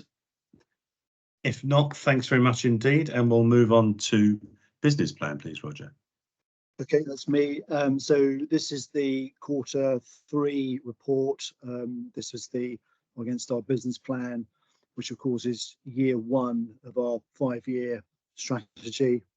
Hopefully you can see from there that the report is broadly positive. All of those scores have been reviewed by ExCo. There are 2 areas of red that have both come up earlier in the meeting, one relating to category 2 response times and the other relating to the clinical assessment service, which Anne asked about earlier, and the focus that we'll need to have on both those 2 areas. There are a number of change requests, which are, I think it's fair to say, are sort of tidying up exercises, but it's a matter for the committee to decide. But hopefully you'll support the change requests listed on the front page. In terms of next steps, obviously we're coming now to the kind of year end and also business planning for next year. So that is all kind of kicking off in anger. We've got various sessions with different departments going on across the organisation right now, and we're bringing the LS leadership together at the back end of February for a big business planning exercise for 24-25, taking account of the comments that Bob made earlier about money, but hoping to set out our year 2 plans. And as one part of that, there will be a big focus on communicating that back to our own organisation and to our stakeholders, so that, because one of the things that came out of our strategy process was that people didn't think we sometimes did what we said we were going to do. So we were very keen to play back that this is what we've achieved during 23-24 to describe the organisation's plans for 23-24 this coming year, and also to remind people of what we're trying to achieve by 2028. So we'll be trying to have a big focus on that in the early part of the new financial year once we've got all of that agreed and through the various governance processes. That's it. Thank you, Roger. Just remind me of what you're asking us to approve. So on the front page of the on the cover sheet for the paper, there are a number of change requests which are relatively small, mostly to the owners of particular particular commitments, but I don't think they are controversial. Okay, thanks very much. Any questions for Roger at all, please? And so just on this focus in the first part of the financial year, again, would that be an event or events? Will it be internal, external? So the idea is to have some communication products that say possibly a video and a sort of update on where we've got to using the branding that we developed for the strategy exercise, so people can see some sense of continuity, and that would, as I say, would set out, this is what we've done, this is what we're going to do in the next year, which is on a journey to 2028, and to sort of remind people of where we are, partly with the aim of making sure that people do see the progress that we're making, as well as get reminded of our strategic direction. Okay, thanks very much. So anything for Roger from colleagues at all? If not, I mean, I think, again, some really good work on this. I thought the strategy, I think, is very good. It's very realistic and something that I think means a lot to our staff and to our patients and stakeholders. So I look forward to that, the further events as we move into the new year. Thank you. Is there anything further from you, Roger? Are you done? No, that's it. Well done. Thanks very much.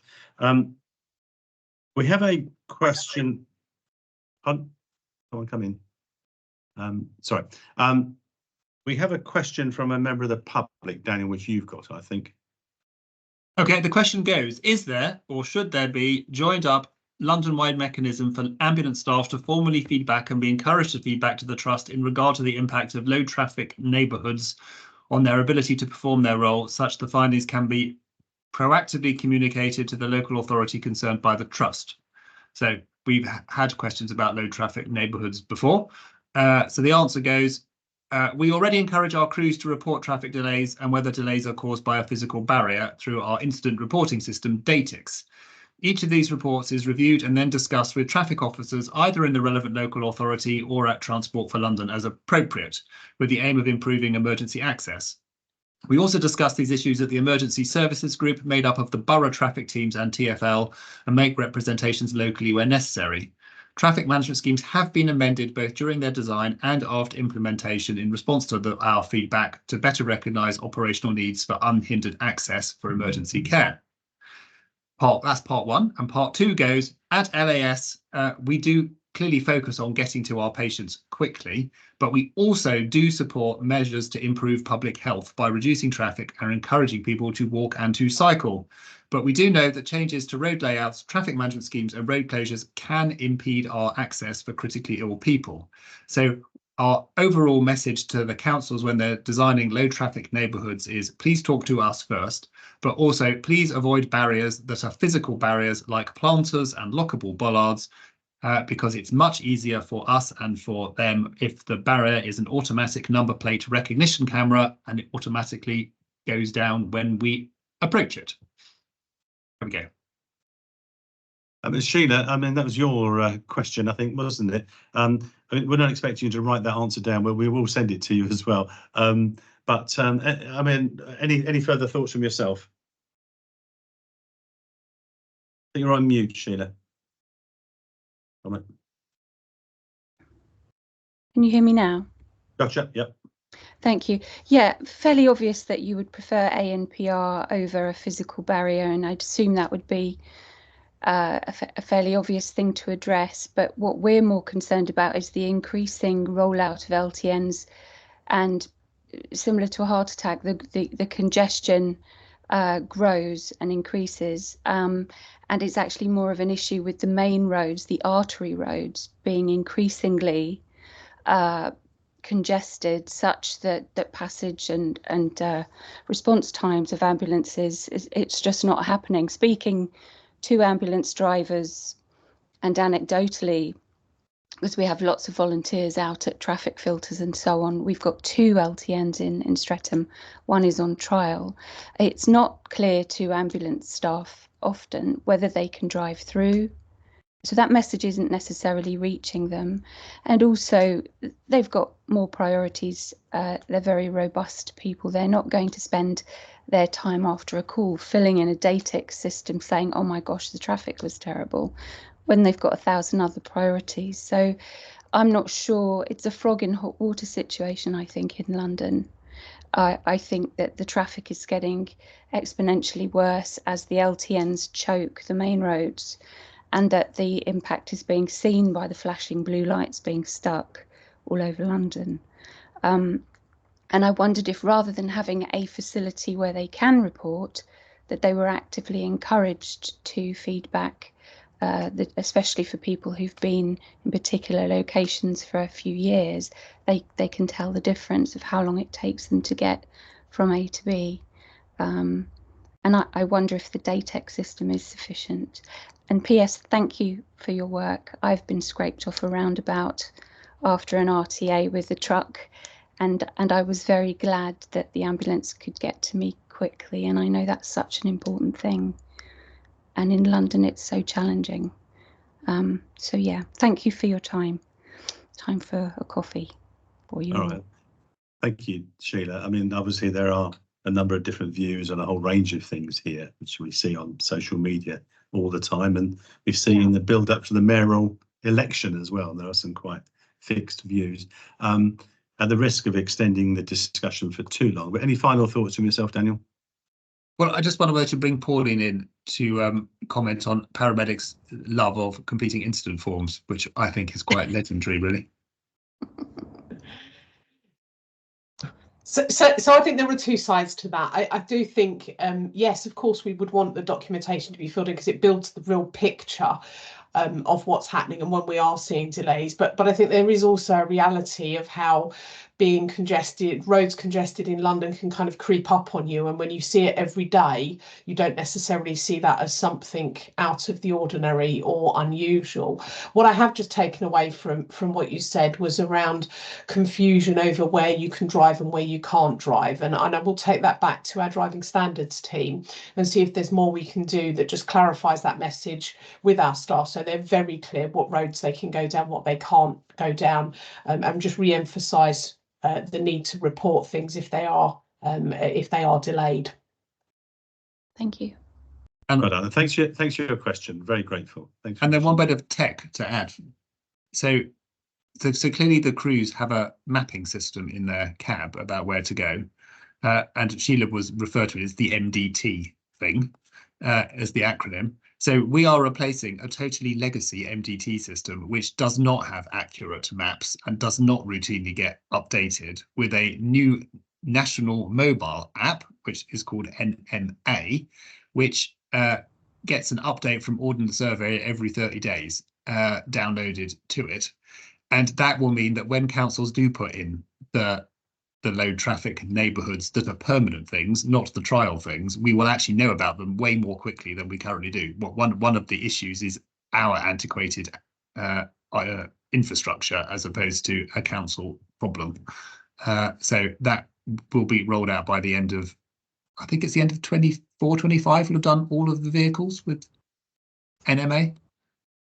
Good, we'll look forward to that. Thanks very much indeed. Any other business from anyone else? Any reflections on the meeting? I thought it was some excellent papers, and thank you for our contributions. If not, then I just again I want to thank everyone for your outstanding hard work, and I look forward to seeing you all again soon. So we'll bring the meeting to an end. Thanks very much indeed. Thank you. Bye bye. Thank you.